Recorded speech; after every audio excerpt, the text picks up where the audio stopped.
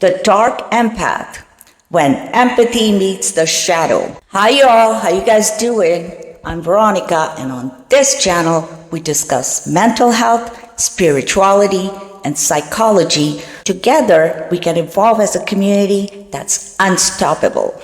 Today we are going to explore something both fascinating and rarely talked about: the Dark Empath. It's an archetype that sits between light and shadow, where sensitivity meets power and compassion meets control. This is for anyone who's ever felt deeply empathetic but also sensed something darker underneath, a complexity in your energy that doesn't fit into the light worker box. Let's go deeper into what the Dark Empath really is, psychologically, emotionally, and spiritually.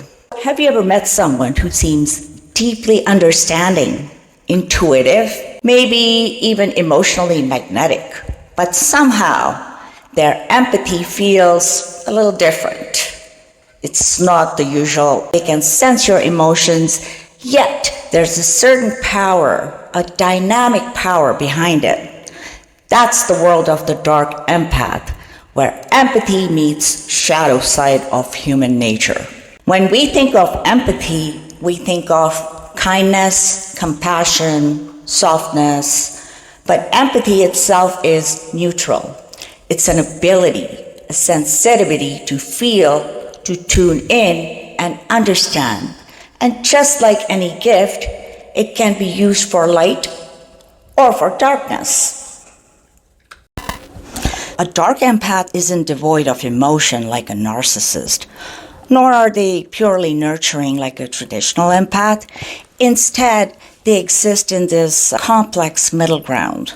Someone who feels deeply, but also possesses darker traits like manipulation, control, or dominance. They understand your pain, yet they might use that understanding to their advantage. Psychologically speaking, dark empaths often carry traits of what researchers call the dark triad: narcissism, Machiavellianism, and psychopathy.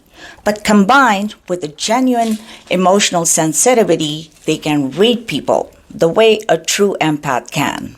But their insight is sometimes channeled toward influence rather than healing. But here's where it gets fascinating and deeply human. Most dark empaths didn't start out that way. Many began as highly sensitive people who were deeply hurt. They've been through a lot of hurtful experiences. They gave too much, trusted too easily, and were betrayed one too many times. Somewhere along their way, their compassion hardened. Their empathy became armored. Instead of wanting to save others, they started wanting to protect themselves, even if it meant using their emotional insight to gain the upper hand. It's the empath who has seen too much darkness, and that empath decided to survive by mastering it. Spiritually, the dark empath represents a soul that has walked through the fire of pain, I can't talk today, rejection and emotional exploitation, and came out with both light and shadow alive within them. They are intuitive, magnetic, and often very mysterious. They can be both healer and destroyer at the same time, depending on which side of themselves they are feeding. You see, when the light isn't integrated with the shadow, empathy can become distorted. It's the empath who feels too deeply but suppresses the pain. The one who learns that being too good leads to being hurt. So they unconsciously start using their gifts as protection or even power. In relationships, dark empaths can be intoxicating. They get you. They listen deeply. They know exactly what to say, how to mirror your emotions. But their presence can feel a little bit consuming. You might find yourself opening up, feeling seen, but also losing yourself. That's because a dark empath's energy can pull you in like a tide, blending compassion with control. But not all dark empaths are villains.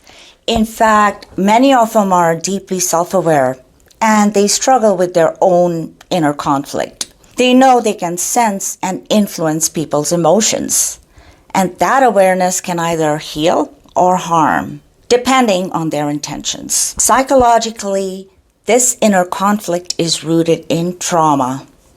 Often, dark empaths grew up in environments where emotions were currency, where love was conditional, or manipulation was the only way to feel safe. So they learned to read people, not out of malice, but out of survival. Over time, those survival skills became a part of their identity. Spiritually, this is the shadow empath's awakening when you realize that your empathy has been twisted by pain and it's time to reclaim it, to stop using your insight as a shield or a weapon and instead use it as a bridge. Healing for a dark empath begins with self-honesty. It's about admitting that yes, you can influence, you can read, you can feel, but you also hold responsibility for how you use that power. You're not the innocent victim anymore, but you're not the villain either.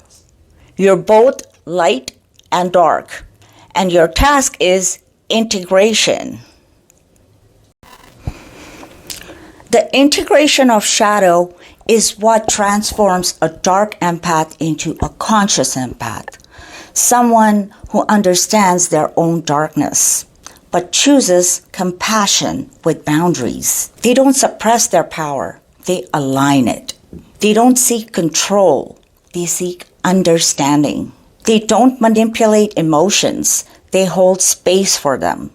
If you've ever felt like your empathy has a dark edge to it, you can sense things others can't, but sometimes feel tempted to use that awareness just to protect yourself or even retaliate.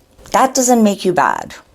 It means you're being called to integrate, to face your own pain instead of projecting it outwards, to forgive yourself for the ways you once used your empathy in shadow, because you were simply trying to survive. So be easy on yourself. The dark empath's journey is ultimately about transformation. It's the process of bringing your shadow back into the light. It's learning that your gift doesn't need to be hidden or hardened. It just needs to be healed. And that healing starts when you stop fearing your darkness, because your shadow isn't evil. It's wounded light. That's all it is. It's every moment you gave too much, loved too deeply, and were taken advantage of. Now that shadow is asking to be seen, honored, and transformed.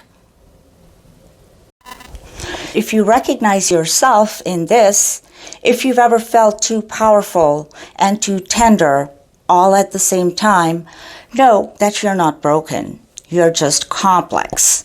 You're both the storm and the calm after it.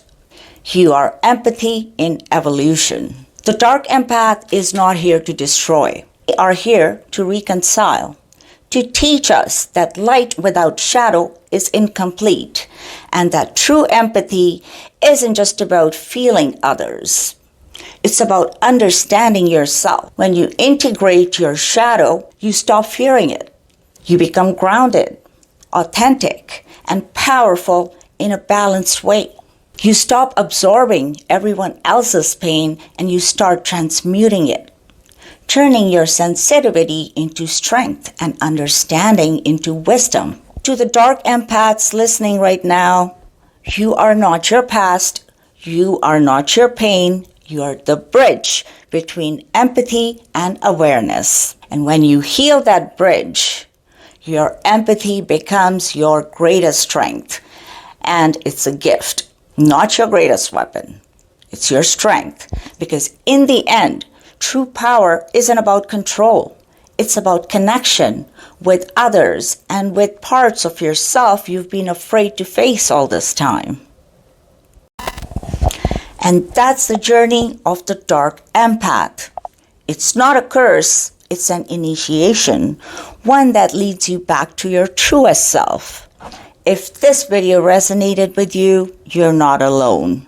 We are all learning to balance light and shadow, to understand where our empathy meets our power. If you'd like to explore more about emotional healing, spirituality, psychology, and energy, make sure to subscribe and join me here. Smash that like button and share it with one other person. Because when you share it with one other person, it helps raise awareness. And it also helps the channel. It helps the algorithm. Thank you for watching. And remember, your light is strongest when it's honest.